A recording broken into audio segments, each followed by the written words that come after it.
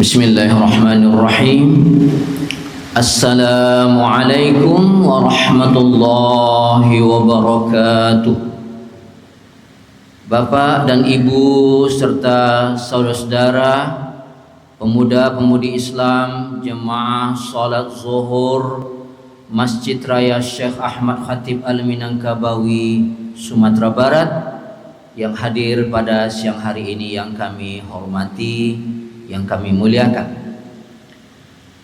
Sebagaimana biasanya, sebelum kita mengumandangkan iqamah, kurang lebih 15 menit ke depan kita mendengarkan terlebih dahulu tausiah zuhur dari guru-guru kita, sembari menunggu saudara kita yang sedang berwuduk di lantai 1 atau yang sedang menuju masjid raya ini untuk ikut sholat zuhur berjamaah. Pada siang hari ini yang akan memberikan tausiah zuhur adalah Al-Mukarram Al-Ustaz Profesor Dr. Haji Subhan Lubis MA. Beliau adalah guru besar pada Fakultas Syariah Universitas Islam Negeri Membonjol Padang, juga pernah menjadi ketua pengurus harian Masjid Raya Syekh Ahmad Khatib Al-Minangkabawi ini. Alhamdulillah beliau telah bersama kita di ruangan Masjid Raya ini. Untuk itu kita mengucapkan banyak terima kasih. Bapak dan Ibu serta saudara yang kami muliakan, marilah kita dengarkan secara bersama tausiah zuhur yang disampaikan oleh Al-Ustaz Profesor Dr. Haji Subhan Lubis MA. Kepada beliau dengan segala hormat kita persilahkan. Sekian dari kami. Wassalamualaikum warahmatullahi wabarakatuh.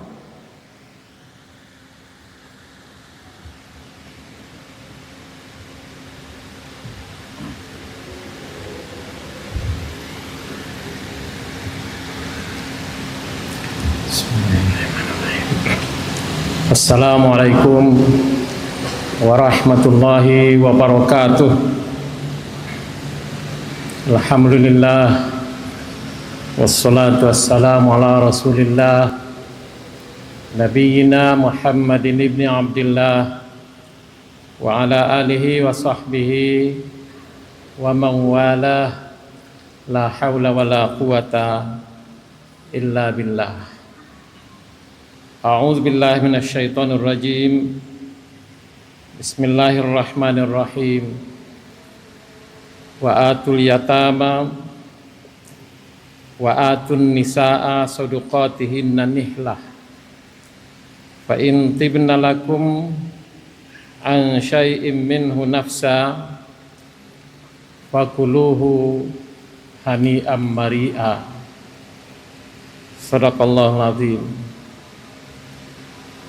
Bapak-bapak, saudara-saudara, kaum mukminin dan mukminat, jamaah salat zuhur Masjid Raya Syekh Ahmad Khatib Al-Minangkabawi, Sumatera Barat, karramakumullah. Pada kesempatan yang sekitar 15 menit ke depan ini, kita coba sedikit menyampaikan pesan yang terdapat dalam ayat yang dibacakan tadi, surah An-Nisa ayat 4. Surah An-Nisa ayat 4 yang berbicara tentang mahar seorang perempuan, seorang istri. Allah memulai ayatnya dengan sebuah perintah, fa'atun nisaa sadaqatihinna nihlah, dan berikanlah mahar itu kepada perempuan atau istrimu nihlah, dengan pemberian yang sukarela.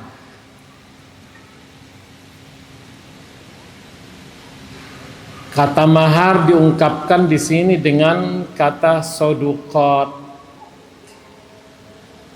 Sodukot ini sama akar katanya dengan sodakoh. Sodakoh ini berasal dari kata kerja sodakoh, dan kata ini biasa dipakai oleh sebahagian besar kaum mukminin ketika selesai membaca Al-Quran dengan redaksi Sadaqallahu al-azim. Biasa diartikan dengan maha benar. Dari sini juga akar katanya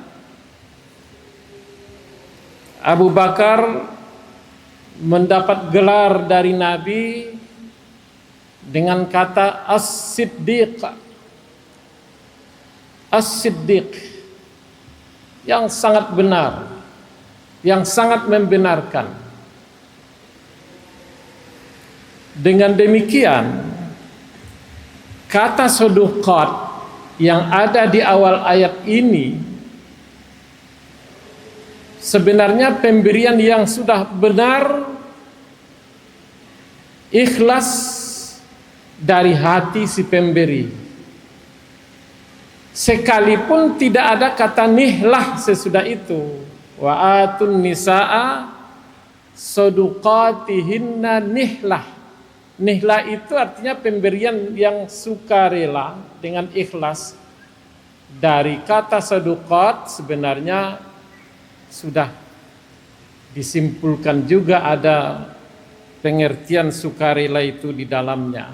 Yang jelas kaum mukminin jamaah salat zuhur karramakumullah, ayat ini di antara ayat yang mengharuskan. Kata mengharuskan itu dalam bahasa fikih klasiknya itu mewajibkan pemberian mahar kepada seorang perempuan atau istri. Penyimpulan wajib itu diambil dari, pertama, ada perintah di sini. Perintahnya itu itu perintah. Lalu ada kaidah yang diistilahkan dengan kaidah usulul fiqh, al aslu fil amri lil wujub. Kalau ada perintah itu memfaedahkan wajib atau menyimpulkan wajib. Makanya mahar itu tidaklah rukun nikah, tetapi sebuah pemberian yang wajib diberikan oleh seorang suami kepada istrinya. Besaran dari mahar itu secara jelas tidak disebutkan dalam ayat ini, tetapi dalam hadis-hadis disebutkan dalam berbagai redaksi. Dan biasanya kaum mukminin, terutama pemuda yang akan menikah, mengambil dari redaksi yang minimal. Khairus sadaq aisaruh. Salah satu hadis Nabi, khairus sadaq aisaruh. Mahar terbaik itu adalah yang mudah seorang suami mendapatkannya. Makanya terjadi pelaksanaan akad nikah dengan penyebutan mahar rata-rata dengan mahar seperangkat alat sholat tunai. Itu rata-rata seperangkat alat sholat tunai. Nah, sebenarnya jamaah yang terhormat itu baru membaca separuh ayat, tidak membaca seluruh ayat tentang mahar ini. baru membaca wa atun nisaa soduqatihinna nihlah, sampai di situ.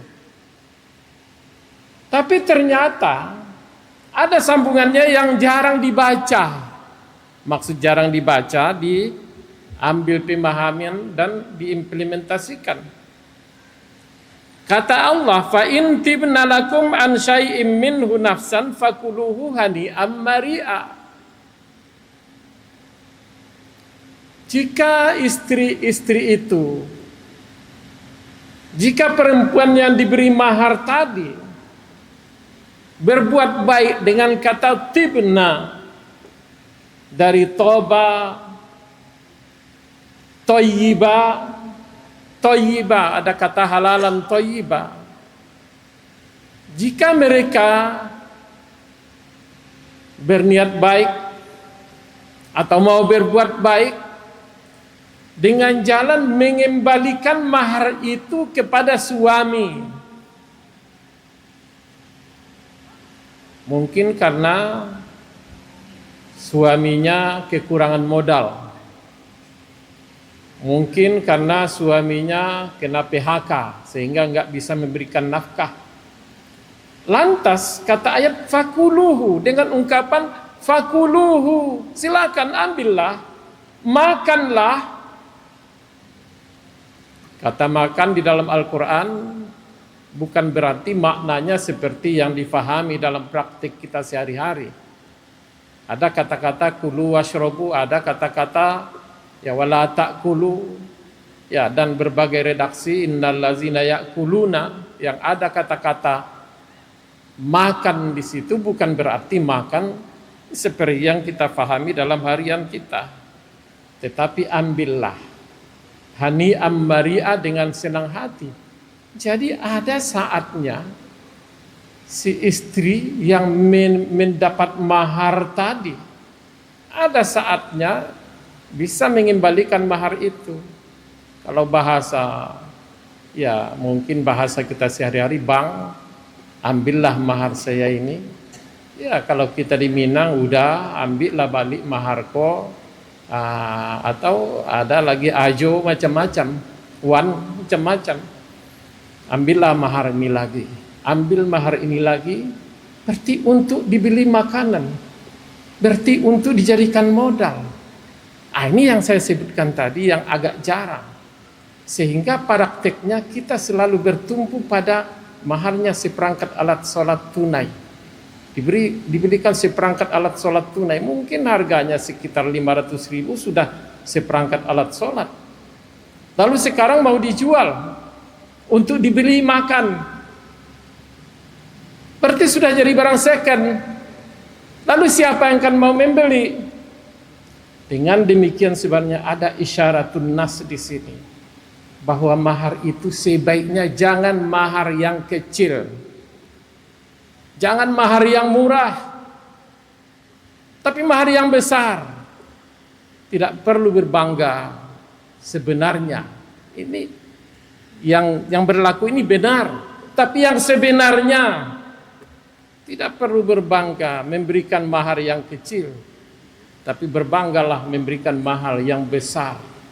Karena sewaktu-waktu nanti itu bisa dikembalikan lagi, dijadikan modal.